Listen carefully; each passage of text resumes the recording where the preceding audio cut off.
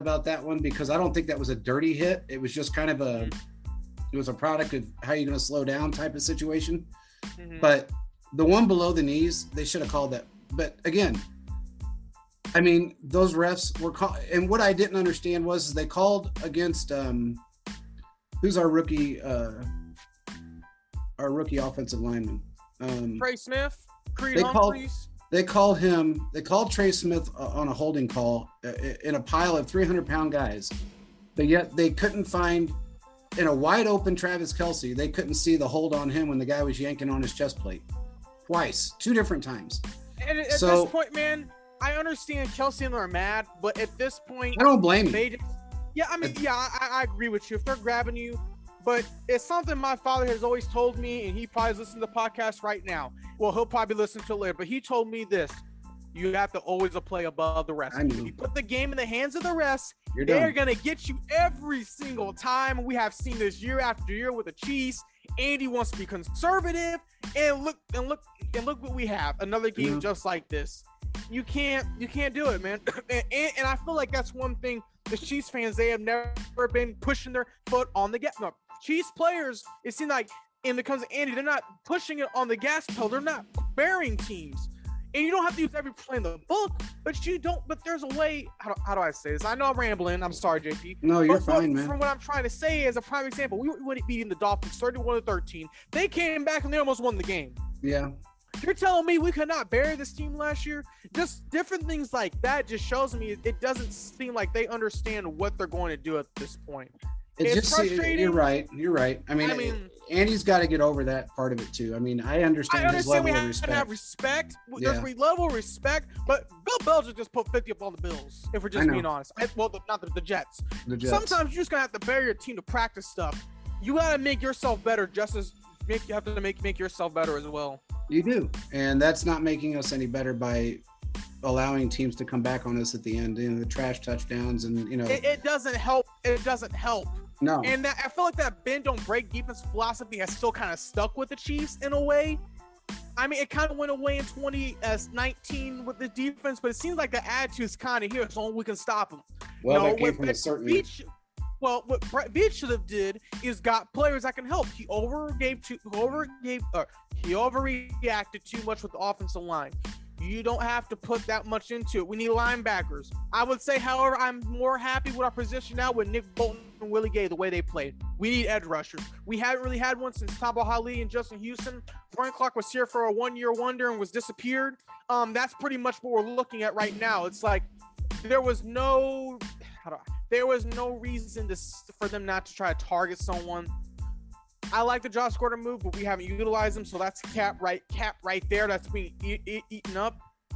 If the Chiefs want to come back and get them to the playoffs, they gotta have a come to Jesus meeting. And if they can somehow do that and somehow show up in the playoffs, it's gonna be interesting. But I'm gonna say this: I have a feeling that the Chargers will end up winning the division, but the Chiefs will somehow make it.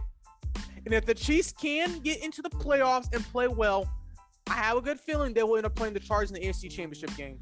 This is my personal opinion because I'm not done with my team, but I'm saying at this point, you're here and the Chargers are here. So that's just showing you right now that you're going to have to make up some ground, or you're going to have to win the next 7 games of your division, or it's going to be a long season because these teams are not going to lay down for you. As we've seen, the Broncos aren't in. We told you guys after 3 weeks, they're going to win these 3 games. The Raiders are playing pretty well, surprisingly, still doing their thing. I think they're going to falter. But the Chargers are the team that took the next step up and are pushing and know what they're doing. Well, they got their asses kicked last week, but, I mean, it is what it is. I mean, Lamar and them got their behind kicked this week, so it shows any given Sunday. Yeah. But what I'm saying is that they're not out of it, but they've lost to 4 teams that are probably going to win the division. Yeah. That's not good. That's similar to what Tom Brady had whenever they were in the 2019 season. Yeah. They had their division lead and they ended up losing a game to the Dolphins, and that ended up putting them to playing a wild card weekend. I mean, we're in this potential area right now. So be prepared for 3-4 games. The only good thing that we've got going for us right now is it seems like all these teams that are, these potential division winners keep losing. And every time they lose a game, it just keeps us in the hunt, and that's always a good thing. I mean, we're right now, I think we're 2 games back behind each one of those guys right now, so maybe 3 behind one of them, but we can come back from this. We just have to get we can. We got to get the person. Yeah, we just got to get the personnel straight and get this stuff going, and Mahomes has got to be let out of his bubble, and they got to get Gordon out on the field and let him do his thing. He's more talented than anybody gives him credit for, and I don't know why he's not out there. I really don't. I don't get it. I'm pissed that he's not out there. In fact, he showed that he could actually play in this offense. I mean, his first play was a play that wasn't designed for him, but he made himself open for Mahomes to make a great reception. So why we brought him in, I don't know, because we're still using Robinson. We still got Pringle did a good job today. He went up and made a great grab. I don't know, Robinson, he's hit or miss again. He's still tap dancing though, running back and forth, man. I mean, you know what I'm saying? He's doing, what how not Deion Sanders, Dante Hall, he'd be like moving around his feet, tap dancing. Yeah, Dante had the speed. Dante, no, but it seems like Pringle is doing that. It's just not working. Just not working. No, it's not. So it's just got to change. It's got to change quickly. I mean, we're at the end of the ropes. I mean, we really are. We don't have time to play games anymore. It's time to make changes, and the change actually should have come 2-3 weeks ago. But I don't. At this point, if they want to figure it out, they're gonna have to have a come to Jesus meeting, figure out what's gonna happen, bring in some new players. At this point, I don't see that anyone's gonna really want to come here. I mean, we wanted Whitley Merciless, but what really could he have done during this game? I know people wanted, a couple players from the Cowboys. That didn't work out. Yeah. I think what it comes down to in the day, man, is these people got to band together and figure it out. I've always been a Chiefs fan. I always like them, but it's just I'm not one to bash the team, but I'm not one to bash the team, but I will speak my in a appropriate standing, because from what I've seen, this is just frustrating. I know the players felt it. And JP, you know something about me, man. Before you came on with us, bro, what was something that we were always as an organization? What was something that I and the guys I was running with originally, what would we always do? Just straight up. I mean, everybody was just honest. I mean, honest. Well, yeah, we were always player friendly because we understood what they were going through. Player friendly. I mean, and that's why, that's one of the things that drew me to Chiefs Focus as well, is that because I was in that same position. I've always been player friendly. I've known a lot of players, and I knew what they went through. I was out on the field with those guys and watched them. I listened to what the coaches said. I listened to jack off GMs say things to them, and it was like, I understood what these players went through, and that's what drew me to Chiefs Focus, and so now we're together on this whole thing, and it's like, it's a good thing, and we need to make sure that I'm not gonna bash a player, but I will say how I see it. Yeah, exactly. What I've seen, but I will always say this: we don't know what they're going through, but they have to figure it out as a team. That's one thing I'm confident that Mahomes and Tyron and Chris Jones can bring this team together at this point. I think so too. I really do. I do, and I think that you're going to see some changes coming, and hopefully what I'm hearing comes to fruition and it happens, but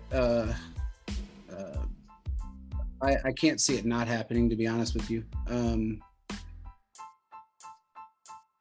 It has to happen. I mean, there's no two ways around it. There's a couple of issues that are going on that have to be alleviated, and once that happens, then I think things will turn around. Mahomes is in a slump.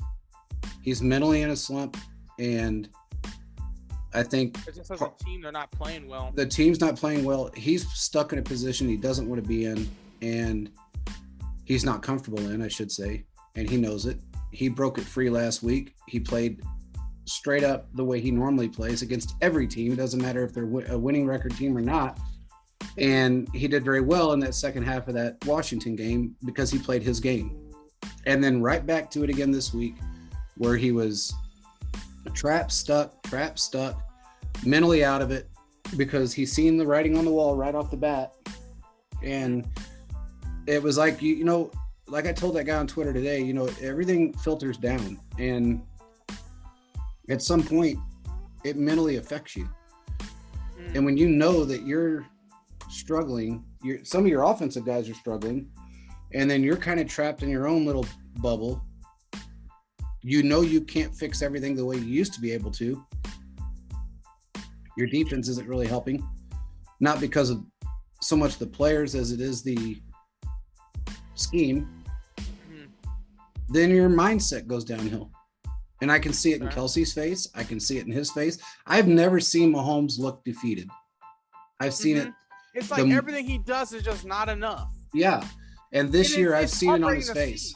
Yeah, I've seen it on his face more this year than I've ever seen it. And it's depressing. It's horrible to see. I don't want to see him look like that. I don't want it to affect him long term.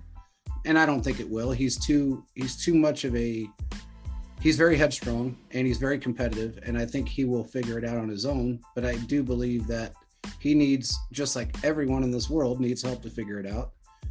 And it's not going to happen with headstrong, egotistical personnel. I'll put it that way. That's all I got to say about that part of it. I hear you, man. I hear you. It's frustrating to see. And I think this is the first time we've kind of had our breaking point. Well, me probably first time more, really, because you just speak it. Yeah. But I think this just kind of showed us is like, look, there's nothing we can do. But these are the issues, and it's just frustrating because we've been saying this for a long time, and I'm pretty sure the listeners know what we're talking about because we've been writing about so many different things on our show, also tweeting it.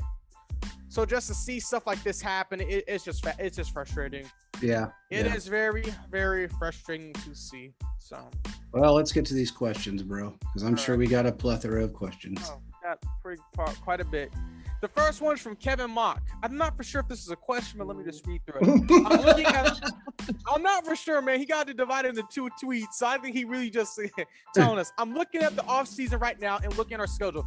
We're not going to be playoff bound, so can we restructure Mahomes' contract and blow up the entire structure, keeping our cornerstone to get rid of Spags? He's like, he's DC like the Giants last few years.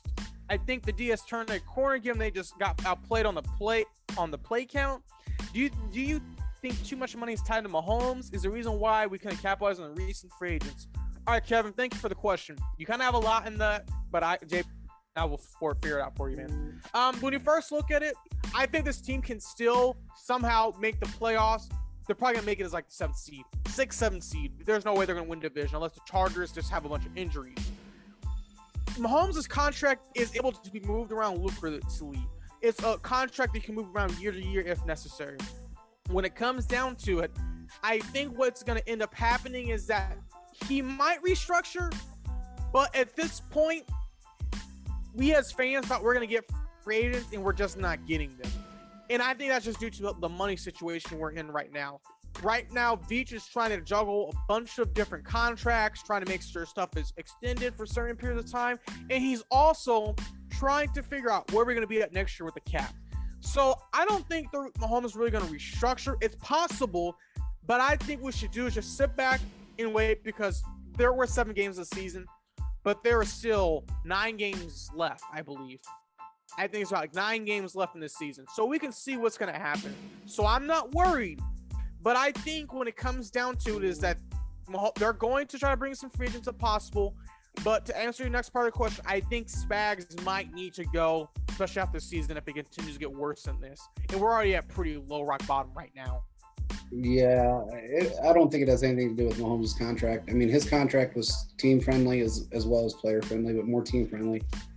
And it can be moved around for 10 years, 9 of the 10 years, actually. And there's an option to move it even deeper than that. So it really has nothing to do with his contract at all. And that's not, I mean, really there's teams out there that have, a dollar left in their cap space right now. So it's really not a matter of that. We have roughly $10 million, I think it is, in our cap right now. And we can easily extend that right now if need be.